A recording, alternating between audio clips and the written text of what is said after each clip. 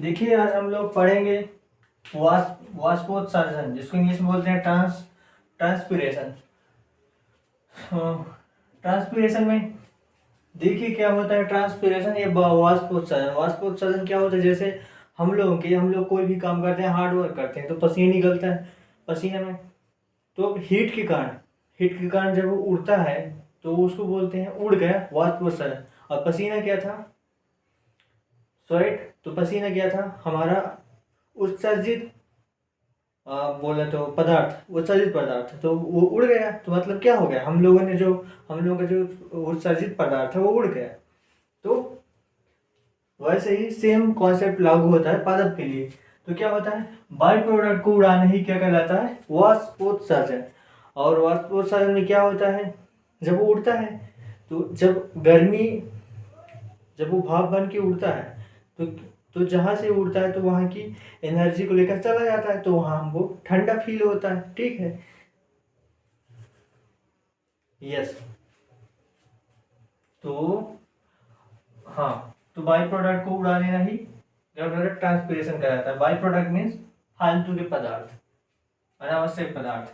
इससे क्या होता है, जल हानि होती है। जब पसीना उड़ता है तो हम लोगों को बहुत ज़्यादा पानी की जरूरत होती है, पानी पीते हैं गर्मी में बहुत सारा, तो वही तो हमको जल की हानि होती है शरीर से। भला यदि हम पानी ना पिए तो जल की बहुत ज़्यादा कंपेरेटिवली या ठंडी की अपेक्षा गर्मी में हमें ज़्यादा जल की हानि होती है, क्योंकि उड़ जाता है। और हाँ, उनके छोड़कर जो रनिंग करते हैं फिर भी ठंडी की अपेक्षा गर्मी में ज़्यादा उनको पानी पीने की जरूरत होती है, क्योंकि पानी उड़ता है तो जल की हानि होती है। तो बॉडी के तो हमें प्रॉपर पानी चाहिए ना, तो भाई जल की हानि होती है। देखिए लीफ इसको बाद में नहीं, यही कवर करते हैं। देखिए लीफ में क्या होते हैं, ये जो हमने प्रीवियस लेक्चर में कवर किए हैं, जो लीफ में ये छोटे छोटे जो दाग धब्बे होते हैं, दाग धब्बे छोड़ बताकर हमने प्रीवियस लेक्चर में छोड़ दिया था। ये प्रीवियस लेक्चर में हमने ये दाग धब्बे होते हैं। दाग धब्बे क्या होते हैं, बेसिकली ये स्टोमेटा होते हैं। क्या होते हैं स्टोमेटा, जो क्या होते हैं, गैस CO2 और O2 को क्या होता है, जैसे हमारे यहाँ रोए में रंध्र होते हैं। क्या होते हैं, रंध्र। तो रंध्र पसीने को ऊपर ले जा मतलब छोड़ता है। ठीक है, उसी प्रकार ये रंध्र होते हैं। तो ये क्या करते हैं, CO2 O2, हमें तो CO2 और O2 को दोनों को ट्रांसफर करने के लिए हमारे ये नाक होती है। लेकिन इनमें क्या होता है, इनमें तो नाक होती नहीं। आपने पेड़ पौधे में कभी नाक देखी है, नहीं होती है ना। जी यस, उसमें स्टोमेटा होता है। तो स्टोमेटा के थ्रू क्या होता है, गैसों का आदान प्रदान, मतलब CO2 O2 का आते जाते हैं, जाते रहते हैं, आते रहते हैं, जाते रहते हैं। और कौन क्या आते जाते हैं, अभी इसमें ज़्यादा आप दिक्कत मत करो। सोचो, अब यही सोचो, केवल CO2 O2 गैस का आदान प्रदान होता रहता है। आगे इसको हम डिटेल में कवर करेंगे, पूरे एकदम परफेक्ट समझ में आ जाएगा। देखिए गैस का आदान प्रदान करते हैं। दूसरा क्या करते हैं, वाष्पोत्सर्जन करते हैं। क्या करते हैं, ट्रांसपीरेशन करते हैं। वाष्पोत्सर्जन में क्या होता है, बहुत सारा वाष्पोत्सर्जन होगा, बहुत सारा पानी ऊपर उड़ेगा। तो क्या होगा, भाप बन के उड़ता है तो भाप ऊपर एकत्रित हो जाती है, और एकत्रित हो जाती है तो उसका बादल बनेगा तो कहीं ना कहीं तो बरसेगा। तो यस, जो वाष्पोत्सर्जन हुई उससे बादल बना। बादल कहाँ है, थोड़ा बहुत है तो कोई दिक्कत नहीं, पानी ऊपर ऐसे नॉर्मली भाप बन के उड़ जाएगा। लेकिन जंगल में क्या होता है, जंगल में बहुत सारा वाष्पोत्सर्जन होगा, बादल बहुत सारे बनेंगे, फिर वही वर्षा करेंगे तो बोलते हैं बिन बादल की बरसात हो गई। मतलब इधर उधर से बादल नहीं आए हैं। बादल जहाँ जंगल बहुत सारे हो तो वहाँ ऊपर जाती हैं, बन जाती हैं, बरस देती हैं, वो चलती फिरती नहीं है। ठीक है, जैसे आप लोगों ने कहीं नेशनल पार्क जैसे देखा होगा, वहाँ जाकर देखिएगा, दिक्कत ना होगी, देखिएगा वहाँ जाकर। तो ये रनिंग हो गई। ठीक है, और दूसरी वाष्पोत्सर्जन से ऊष्मा की हानि होती है। यही जो मैंने अभी आपको बताया कि स्वेट ऊपर उठता है तो हमको ठंडा फील क्यों होता है। ठंडा फील हमें कब होगा, जब हमारी कोई हीट हमसे छीन कर ले जाएगा। फिजिक्स में आप लोगों ने पढ़ा होगा, नहीं पढ़ा हो तो मैं बता रहा हूँ। तो छीन कर ले जाएगा तो क्या होगा, ठंडा लगेगा। जैसे कोई हमसे धन छीन कर ले जाता है तो हम गरीब होते हैं। उसी प्रकार जब कोई हमसे ऊष्मा हीट गर्मी छीन कर ले जाता है तो हमको ठंडा लगता है। वो जो भी ले जाता है उसका विपरीत होता है, किसी को किसी से कुछ भी कोई ले जाता है।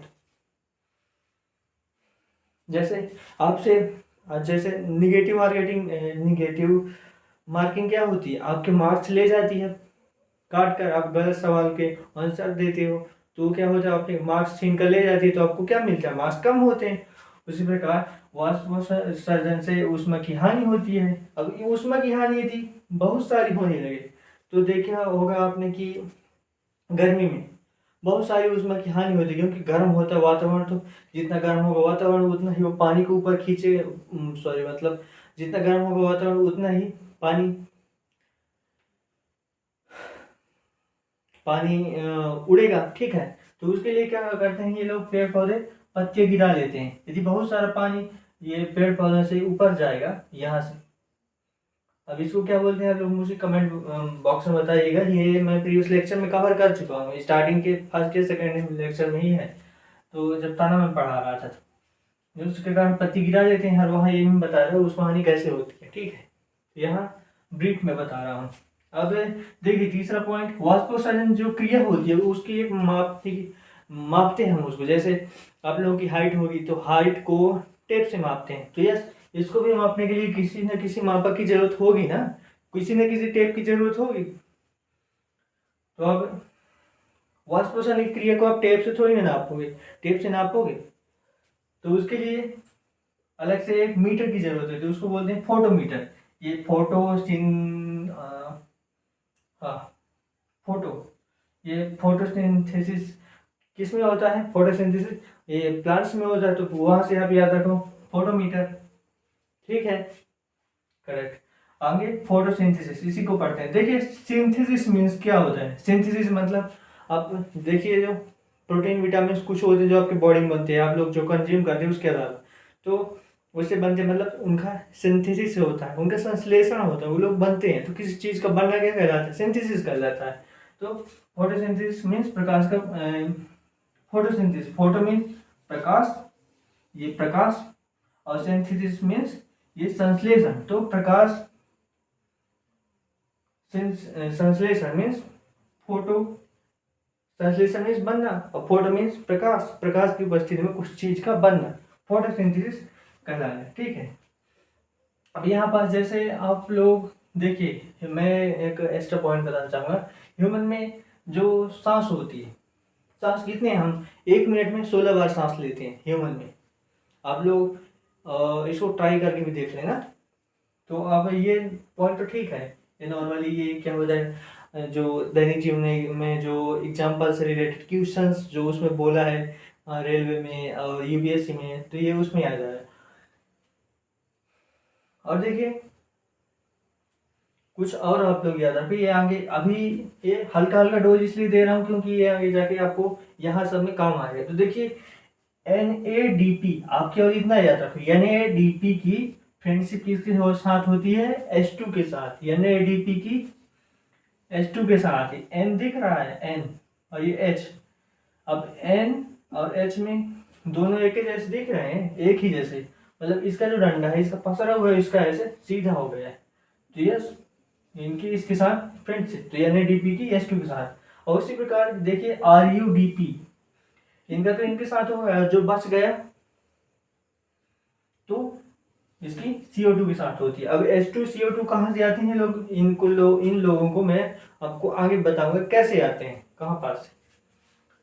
तो देखिए फोटोसिंथेसिस जो होती है ऐसे नहीं होगी कि नाइट में आप सीधे टॉर्च मार दो तो फोटोसिंथेसिस हो जाएगा, वरना जब बादल होते हैं, धूप नहीं निकलती है, तो क्या होता है, पेड़ पौधे मुरझाने लगते हैं मीन्स उसको उनको लोगों को खाना नहीं मिलता है। क्यों, क्योंकि प्रकाश संश्लेषण नहीं हो पाता। प्रकाश संश्लेषण क्यों नहीं हो रहा है, क्योंकि फोटो नहीं रहता है, प्रकाश नहीं होता है, तो उसका फोटोसिंथेसिस नहीं हो पाता है। इसलिए नेचुरल लाइट की जरूरत पड़ती है हमें। कौन सी, नेचुरल लाइट, और कौन सी, सनलाइट।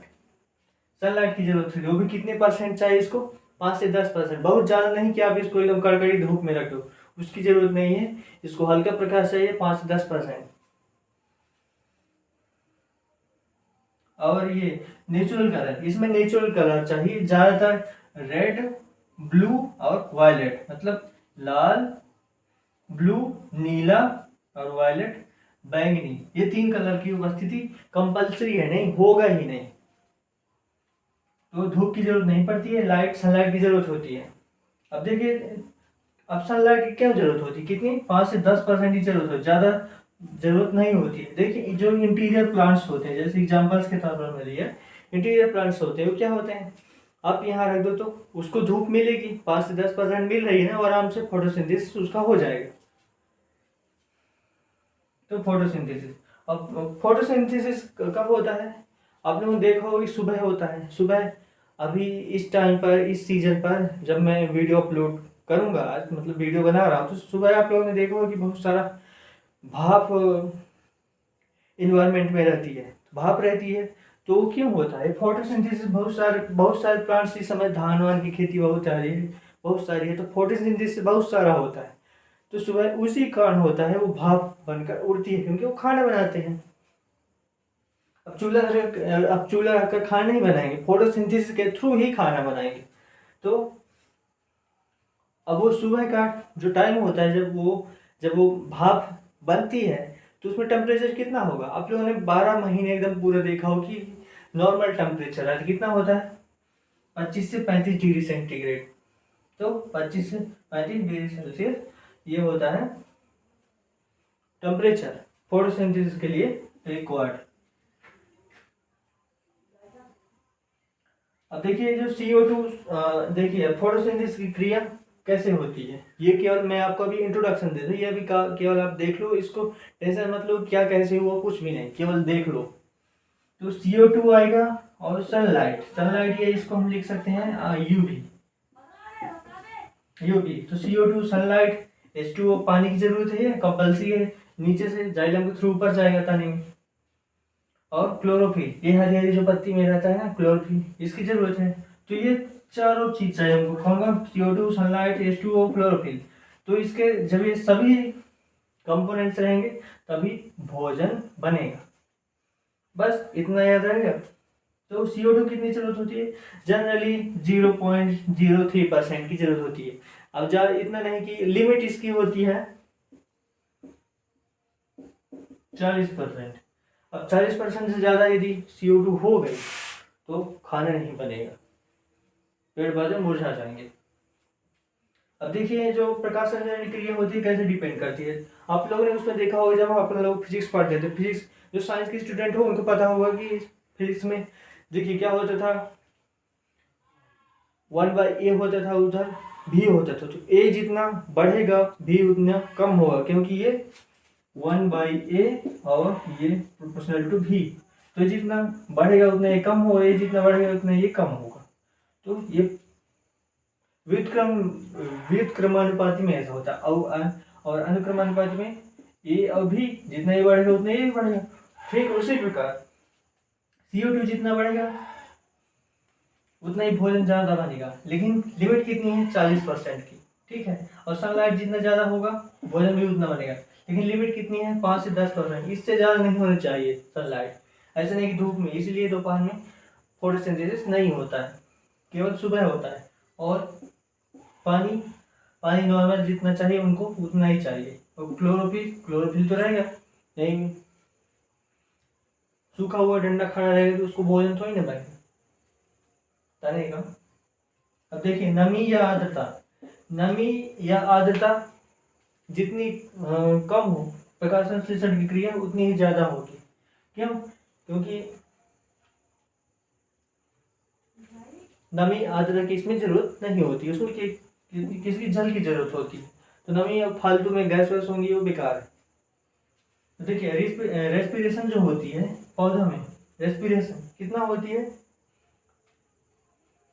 रेस्पिरेशन 1/7% होती है फोटोसिंथेसिस की, अर्थात फोटोसिंथेसिस की क्रिया रेस्पिरेशन से 7 गुना तेज होती है, ठीक है, फास्ट होती है। तो यहाँ आप लोगों को नहीं दिख रहा होगा, ये अभी मैं कैमरा नीचे करूँगा तो आप लोग इसके स्क्रीनशॉट ले लेना और देख लेना, वैसे आप पहले समझ लो। अब देखिए H2O का अपघटन होता है, H2O का अपघटन होता है तो कौन बनते हैं, अब पानी का अपघटन करो H2O, तो आप लोगों ने पढ़ा होगा H2O का, जब H2 है O है, दो ही है, हाइड्रोजन और ऑक्सीजन। जब इनका अपघटन करोगे तो क्या है, अपघटन मीन्स इसको तोड़ना, तोड़ने की क्रिया अपघटन कहलाती है। लेकिन ये अपघटन की क्रिया क्या होती है, ये मैं आपको केमिस्ट्री में पूरे एकदम एक्सप्लेन करके बताऊंगा। तो H2O का अपघटन करेंगे तो क्या बनेगा, हाइड्रोजन और ऑक्सीजन। तो हाइड्रोजन और ऑक्सीजन में अपघटन होगा, या यहाँ नीचे लिखा हुआ है। तो ऑक्सीजन क्या होता है, अपचयन होता है, और हाइड्रोजन का उपचयन होता है। अब अपचयन और उपचयन की क्रिया ये आपको बाद में बताई जाएगी, केमिस्ट्री का चैप्टर है। आप केवल इतना रहो कि अपचयन उपचयन बस। तो ह्यूमन में अब क्या होता है, O2 का यहाँ पास अपचयन हो जाता है, हाँ, और H2 का उपचयन हो जाता है। क्यों, क्योंकि ह्यूमन में क्योंकि पौधे में O2 अपच होती है, इसके लिए इसका अपचयन होता है। इसलिए यहाँ से आप रखो, पौधों में अपच होती है O2, इसलिए उसका अपचयन हो जाता है। ठीक है, यहाँ से आप कनेक्ट करके रखो, अपच अपचयन। क्यों, क्योंकि O2 को बाहर निकालते हैं, CO2 को लेते हैं पेड़ पौधे, इसलिए O2 को अपच हो गया, मतलब उसको बाहर निकाल दिए। तो वहां से अपचयन आप कनेक्ट करके रखो। अब क्लोरोफिल देखो, क्लोरोफिल इतने प्रकार के होते हैं, 6 प्रकार के। तो ABCDEF। तो हमें केवल किसकी जरूरत है, हमें फोटोसिंथेसिस के लिए क्लोरोफिल A की जरूरत है केवल। देखिए अब ये भोजन बनता कैसे, देखिए अब यहाँ प्रॉपर हमें कार्बन डाइऑक्साइड की जरूरत होती है, जल की जरूरत होती है। यहाँ मैंने पढ़ा है कार्बन डाइऑक्साइड, जल और प्रकाश चाहिए और क्लोरोफिल चाहिए। जो हमें जो नेचर से प्राप्त होते हैं इसको ऊपर लिख देते हैं तीर के। तो ये यूवी रेज, या इसको लिख सकते हैं सनलाइट, अल्ट्रावायलेट किरण सनलाइट वही है। तो आप यहाँ इसको लिखो, अभी आगे टूटेगा तो क्या होगा, 6 और 6, हमें केवल ग्लूकोज बनाना है। तो पहले आप लिखो केवल CO2 और H2O, अब इतना लिख दो। अब हमें 6 कार्बन की जरूरत है, तो यहाँ से इसका मल्टीप्लाई करो, 12 हाइड्रोजन की, यहाँ 12 का मल्टीप्लाई करो। अब क्या जो बचे उसको निकाल दो, 6 CO2 और 6 H2O। और ये हमें क्या चाहिए, भोजन ग्लूकोज ही चाहिए। ह्यूमन में हो प्लांट्स में हो, मेन भोजन मेन प्रोडक्ट ग्लूकोज ही बनता है, बाकी सब एक्सेप्शंस होते हैं। तो 6 CO2 और 6 H2O बाई प्रोडक्ट। देखिए क्लोरोप्लास्ट इसमें मस्ट है, रिक्वायर्ड होता है।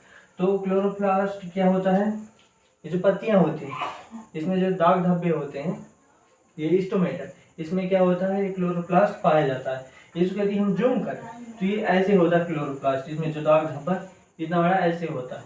तो हरे पौधे में पाया जाता है। इसकी संरचना देखिए कैसी है, ये एक परतीय है, एक परतीय है। तो एकदम डबल झिल्ली जैसे हो गए, पहले एक पन्नी झिल्ली और दूसरी उसके ऊपर एक पन्नी और दोहरा, तो हो गई डबल झिल्ली। सिमिलर एकदम उसी प्रकार इसमें भी है।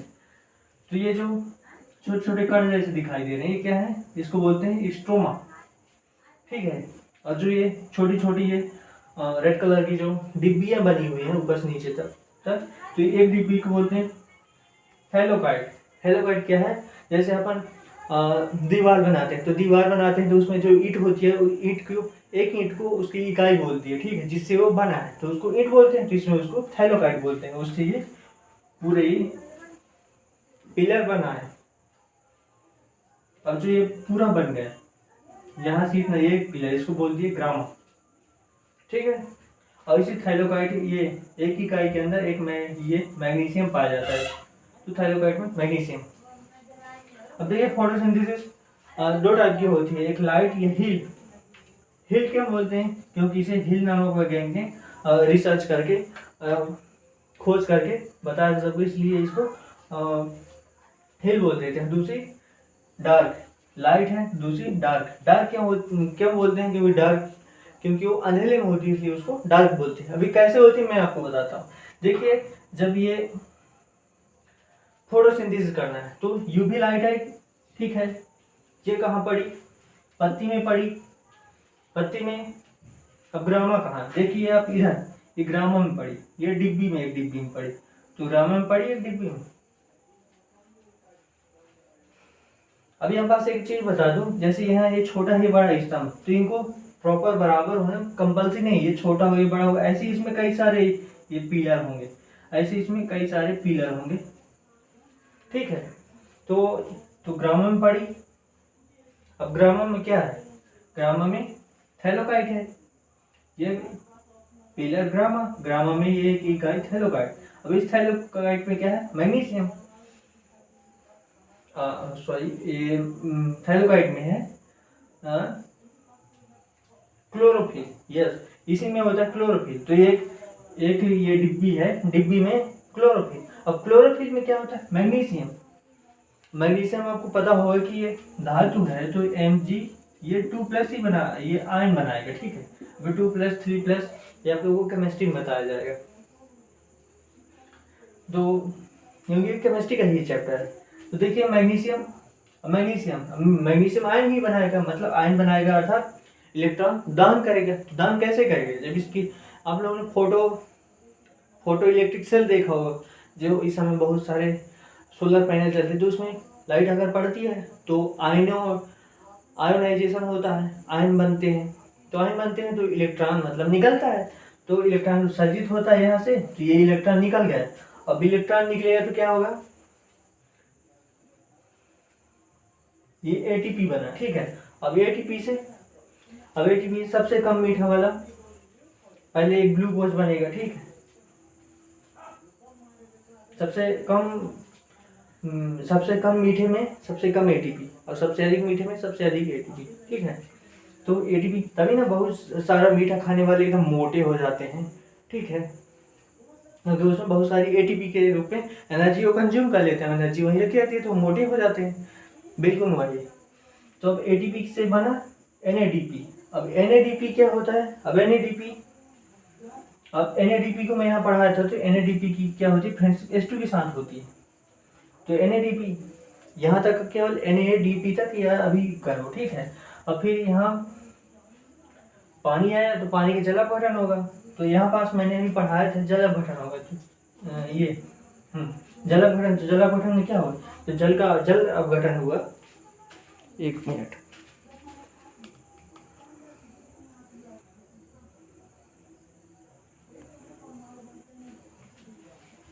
देखिए जब ये जल अपघटन हुआ तो जल अपघटन में क्या बनेगा, O2, ये H2 होगा, हम जल अपघटन किए तो ये ऑक्सीजन बनेगा और हाइड्रोजन बनेगा, तो O2H2 बनेंगे जल अपघटन में, तो O2H2 बन गए। लेकिन एनएडीपी की किससे फ्रेंडशिप होती है, H2 के साथ, तो एनएडीपी ये H2 को पकड़ लेता है, H2 को, ये स्टार इसलिए लगा कि एनएडीपी H2 को पकड़ गया, एनएडीपी H2 ये यहाँ बन गए।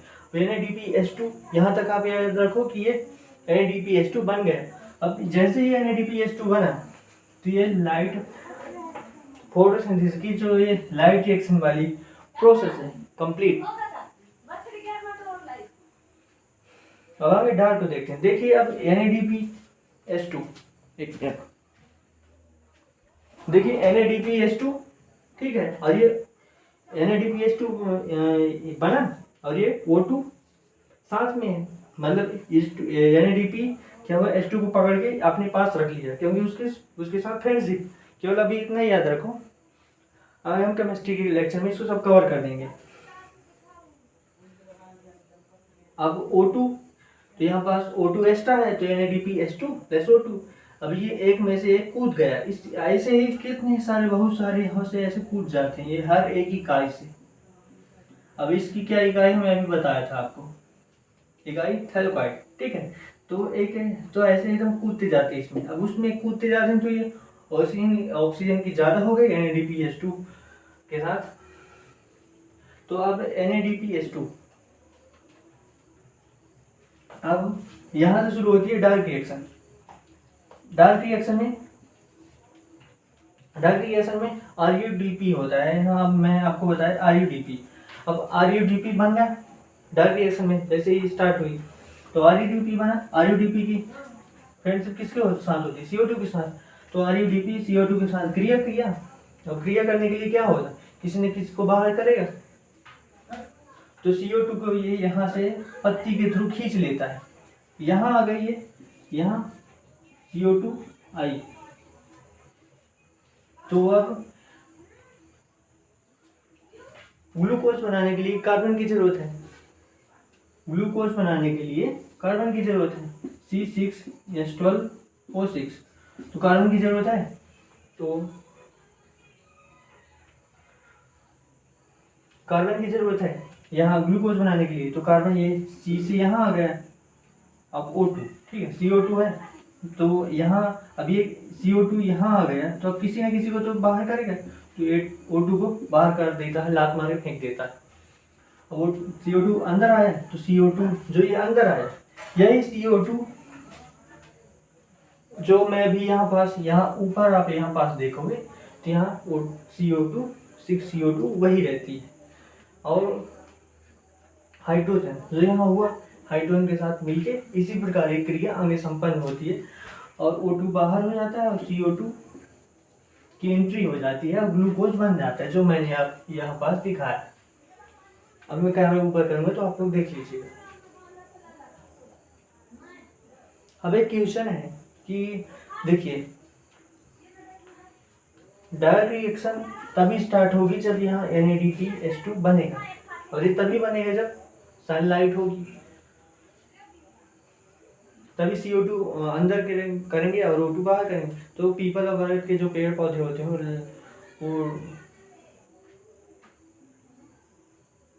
नाइट में O2 बाहर क्यों करते हैं? तो नाइट में ऑक्सीजन बहुत सारा बाहर क्यों करते हैं? तो बाहर इसलिए करते हैं क्योंकि जो कार्बन डाइऑक्साइड होती है, तो जो कार्बन डाइऑक्साइड होती है उसको CO2 डार्क रिएक्शन करने की, अब ये तो बंद रहती है लेकिन ये चालू, इसको चालू रखते हैं डार्क रिएक्शन को, तो ये CO2 खींच कर अंदर लेते रहते O2 बाहर फेंकते रहते हैं, ये क्रिया होती रहती है। लेकिन NADPH2 बाहर ये नहीं बनता है, तो क्या होता है, इकट्ठा ये बहुत सारा O2 बाहर कर देते हैं, ठीक है, और CO2 लेते रहते हैं और इसी प्रकार O2 बाहर करते रहते हैं इकट्ठा कर करके, इसलिए बहुत सारी हवा आती है बरगद और पीपल के वृक्ष जैसे।